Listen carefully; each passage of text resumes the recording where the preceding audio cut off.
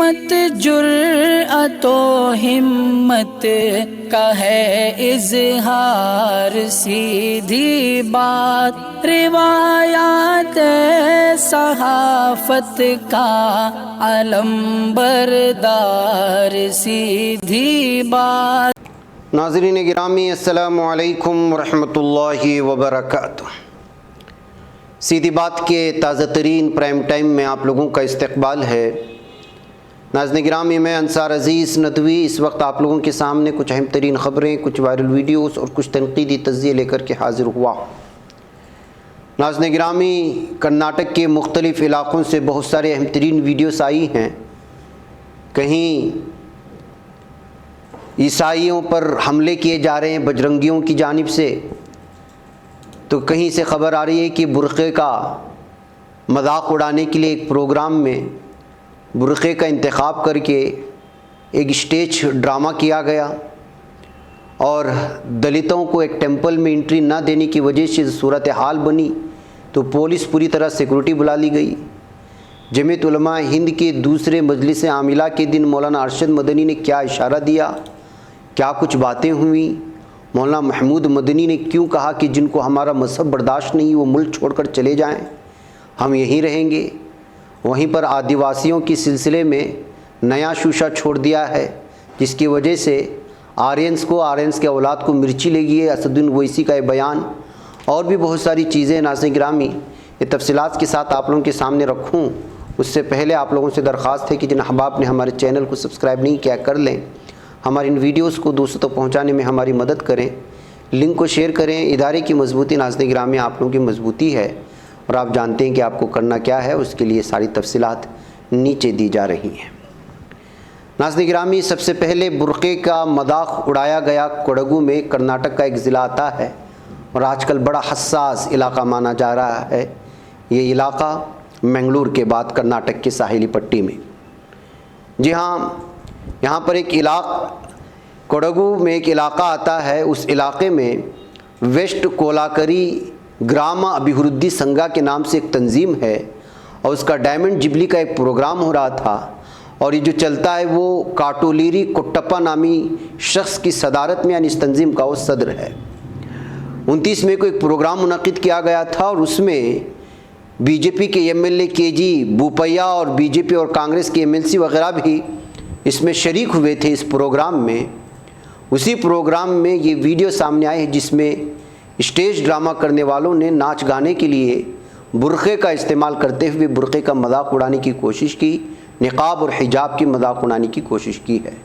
ये है नाज़रीन गिरामी मुतअस्सिब हिंदुत्व ज़हनियत रखने वाले लोगों के काम कि वो दूसरों की शनाख्त को किस तरह से मजाक उड़ाते हैं और जब कोई इनके धर्म के सिलसिले में कोई कुछ बोलता है तो उसको जो है फिर पूरे धर्म की निंदन कह करके उसके ख़िलाफ़ कार्रवाई करने की और दहशतगर्दी और इस तरह का टैग लगा करके उसको बंद करने की कोशिशें होती हैं। और यहाँ इस तरह के बड़े बड़े तंजीमों के प्रोग्रामों में अलल ऐलान मुसलमानों का और उनकी शनाख्त का, उनके शायर का मजाक उड़ाया जा रहा है।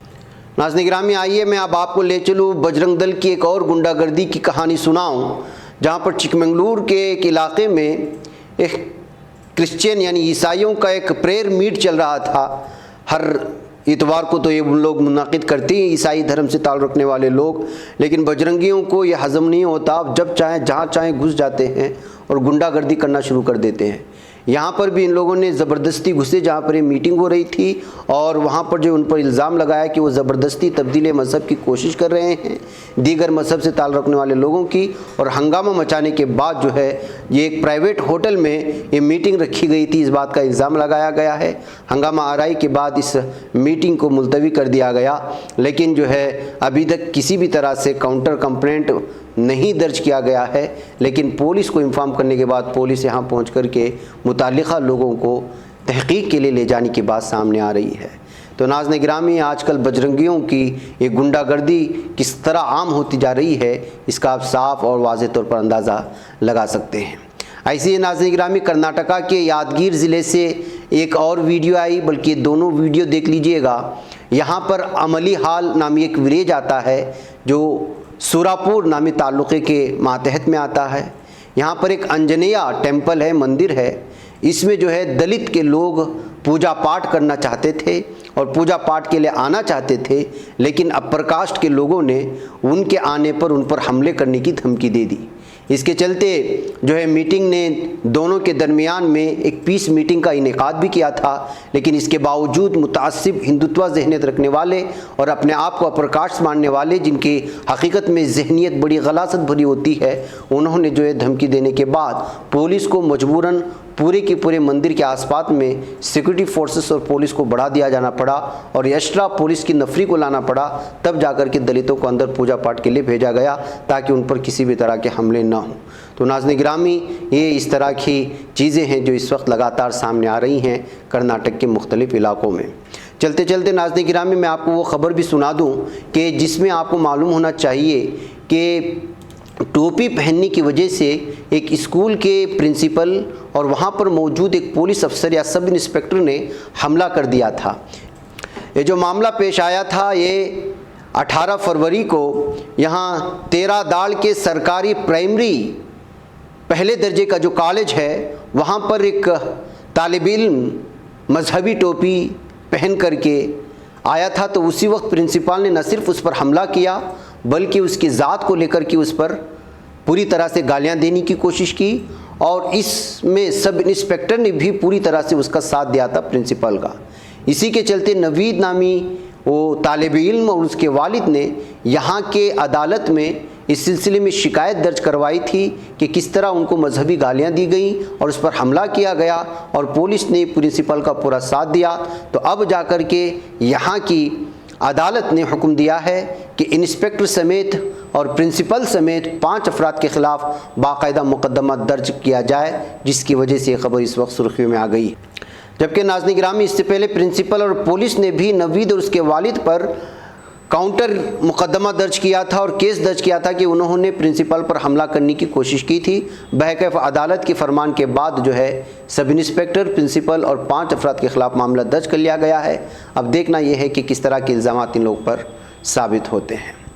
नाज़रीन गिरामी, गुज़िश्ता 2 दिनों से जमीयत उलमा हिंद सुर्खियों में है और उसमें हो रहे बयानात भी सुर्खियों में हैं और यहाँ का मीडिया भी पूरी तरह से मौलाना महमूद मदनी के बयान के पीछे पड़ा हुआ है, जिसको तोड़ मरोड़ कर पेश करने की कोशिश हो रही है और इसी मुनासिबत से डिबेट्स भी हो रहे हैं। अगर आप टीवी देख रहे हो तो कल 5 बजे के बाद से शायद आपको मालूम होगा कि डिबेट्स के क्या उन्वानात हैं।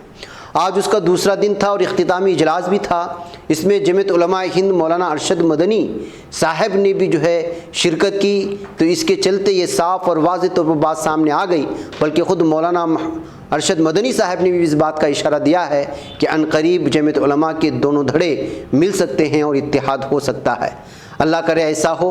बहरकैफ हफ्ते को उत्तर प्रदेश के देवबंद में कहा कि अक़लियतों की लड़ाई किसी हिंदू से नहीं है मौलाना अरशद मदनी ने, बल्कि मज़हब की बुनियाद पर आग लगाने वाली हुकूमत से है, जिसका मुकाबला अदालत के ज़रिए किया जाएगा।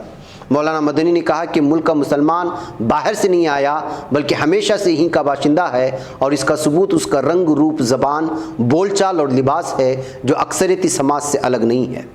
देवबंद में जमीयत उलमा हिंद के सालाना 2 रोज़ा मजलिस मुंतज़िमा के इजलास से खिताब करते हुए लोगों से सड़कों पर ना आने की अपील करते हुए मौलाना ने कहा कि मुल्क में मुसलमानों के ख़िलाफ़ बढ़ते हुए फ़िरक़ावाराना वाक़यात की वजह से कुछ लोग सड़कों पर उतरने का मशवरा देते हैं। मैं उनसे कहना चाहूँगा कि आपके बुज़ुर्ग भी कभी नासाजगार हालात की वजह से सड़कों पर नहीं आए। उन्होंने कहा हमारे सामने बाबरी मस्जिद समेत कई इशू थे, हम चाहते तो सड़क पर आ सकते थे लेकिन हमने कानूनी लड़ाई लड़ी। सड़कों पर उतरेंगे तो आप कभी कामयाब नहीं हो पाएंगे और ऐसा करने का मशवरा देने वाले गलती कर रहे हैं और अक़लियतों के ख़िलाफ़ हैं। मौलाना अरशद मदनी ने कहा अगर हम प्यार और मोहब्बत पर अमल करेंगे तो आग लगाने वाले खुद ही ख़त्म हो जाएंगे। मौलाना ने यह भी कहा कि हमारा मुकाबला किसी हिंदू से नहीं बल्कि हुकूमत से है जो मज़हब की बुनियाद पर लोगों का इस्तेमाल करके आग लगाना चाहती है और हम अदालत के ज़रिए उसका मुकाबला करेंगे। उत्तर प्रदेश के दादरी में अखलाक की मॉब लिंचिंग का हवाला देते हुए मौलाना मदनी ने कहा अखलाक के कत्ल के बाद जिन लोगों ने अपना अवार्ड वापस किया था उनमें से ज़्यादातर तो हिंदू ही थे। नाज़रीन गिरामी, मौलाना अरशद मदनी इस तरफ जो है अक्सर इशारा किया कि जो है अब इत्तिहाद की ज़रूरत हो गई है और मुस्तक़बिल में जमीयत एक हो सकती है। इसकी वजह से जो है लोगों में एक किस्म की मुस्कुराहट देखने को मिली और खुशी और मसरत की शादमानी भी देखने को मिली। इधर नाज़रीन गिरामी, मौलाना महमूद मदनी ने आखिरी दिन भी बहुत ही ज़्यादा मीडिया को हुकूमत पर तनकीद की है, जिसके चलते मौलाना महमूद मदनी साहब को लेकर के जिस तरह के तबसरे और बिलखुसूस नौजवान नस्ल में जो अलग ही किस्म की तशवीश पाई जा रही थी मौलाना को लेकर के, शायद उनकी शिकायतें दूर हुई होंगी कल के और आज के बयान को लेकर के। मौलाना ने कहा कि हम पिछले 10 साल से सब्र कर रहे हैं, हम पर जहर उगलने का इल्ज़ाम लगाया जा रहा है, लेकिन जो लगातार जहर उगल रहे हैं उनसे कोई सवाल नहीं करता। हम टेक्निकी तौर पर अक़लियत हैं, जबकि हम ख्याल लोग अक्सरियत में हैं। नफ़रत के सौदागर अगर असल में अक़लियत में हैं, जबकि उलमा हिंद के सदर मौलाना महमूद मदनी ने इजलास के आखिरी दिन इख्तितामी तकरीर के दौरान ये बात कही। मौलाना ने शिकवा किया कि मेन स्ट्रीम और उर्दू मीडिया के हिस्से ने मेरी बातों को अपने अंदाज से पेश किया, उनके अपने तहफ़्फ़ुज़ात होंगे। उन्होंने कहा कि बाज़ लोग समझते हैं कि हम आराम से हैं, इसलिए सब्र की तलक़ीन की जा रही है। मौलाना मदनी अपने ऊपर CBI केस से लेकर सरकार की तरफ से मुख्तलिफ ज़्यादतियों का तस्करा किया और कहा हम भी आजमाइशों से गुजर रहे हैं। मौलाना ने कहा कि ऐसी बातें करना क्या मुनासिब है। कॉमन सिविल कोड के हवाले से मौलाना ने कहा कि मुसलमान अगर शरीयत पर अमल का फ़ैसला कर ले तो कोई कानून उसके आड़े नहीं आएगा। उन्होंने 3 तलाक कानून पर कहा कि आपने तलाक पर पाबंदी लगा दी तो क्या ये सिलसिला रुक जाएगा? इस्लाम के तरीक़े से तलाक दें, कानून आड़े नहीं आएगा। मौलाना ने कहा कि हमें अंदरूनी बहरान को ख़त्म करने की ज़रूरत है, इसी के साथ बरादरान वतन को जोड़ने की भी ज़रूरत है। मौलाना ने ईद मिलन पर खुले दुश्मनों को बुलाने का दिफा करते हुए कहा कि हम उन्हें बार बार बुलाएंगे, हमारा कोई दुश्मन नहीं है, गलत फहमियाँ दूर करने के लिए ऐसा करना ज़रूरी है। उन्होंने कश्मीर पॉलिसी का दिफा करते हुए कहा वो मौक़िफ़ हवा के ख़िलाफ़ था, हमने हमेशा मुल्क व कौम के मफाद को तरजीह दी। अगर इस मुल्क की हिफाजत के लिए हमारा खून बहेगा तो ये सआदत की बात होगी, ये हमारा मुल्क है और इस पर कोई समझौता नहीं होगा। तुमको हमारा मजहब बर्दाश्त नहीं तो तुम कहीं चले जाओ, जिसको भेजने का शौक़ है वो कहीं और चला जाए। आखिर में मौलाना ने शुरका का तहे दिल से शुक्रिया अदा किया। बहरकैफ नाज़रीन गिरामी, इस बार के मजलिस मुंतज़िमा की जमीयत उलमा हिंद की जो 2 दिन का इजलास हुआ, अगर उस पर मुख्तसर इख्तिसार के साथ बामाना अगर तबसरा हो तो ये है कि मौलाना महमूद मदनी साहब पर लगने वाले तमाम एतराज़ात का जवाब मौलाना ने अपने बयान में जहाँ पर दिया, वहीं पर मौलाना अरशद मदनी साहब की शिरकत और मौलाना अरशद मदनी साहब का बयान और इस जानिब इशारा कि जमीयत अब मुत्तहिद होगी, ये बहुत बड़ा पैगाम था पूरी उम्मत मुस्लिमा के लिए और बिखुसूस भारतीय मुसलमान के लिए। आइए नाज़रीन ग्रामी, अगली ख़बरों की जानिब बढ़ते हैं। असदुद्दीन ओवैसी की बात करते हैं। असदुद्दीन ओवैसी ने लगता है कि अब जो है ब्राह्मणों को भी आर्यन समाज से ताल्लुक़ रखने वालों को भी और जो ख़ुद को जो है इस वक्त बहुत बड़ा वतन परस्त कह कर के यहाँ की सारी चीज़ों पर कब्ज़ा करने की कोशिश कर रहे हैं, उनको मिर्ची लगाने की कोशिश की है। जी हाँ, उन्होंने अपने बयान में कहा कि बीजेपी पूरी तरह से बार बार मुग़लों के पीछे पड़ी हुई है। मुग़ल तो 800 साल यहाँ पर हुक्मरानी की, क्या उससे पहले आर्यन नहीं आए? क्या उससे पहले ईरानी ताजिर यहाँ पर नहीं आए? क्या उससे भी पहले अफ्रीका से ताल्लुक़ रखने वाले लोग नहीं आए? सिर्फ मुग़लों ने यहाँ पर नहीं आई। मुग़लों की तारीख़ तो अब की है, जबकि हिंदुस्तान की तारीख़ तो बहुत पुरानी है।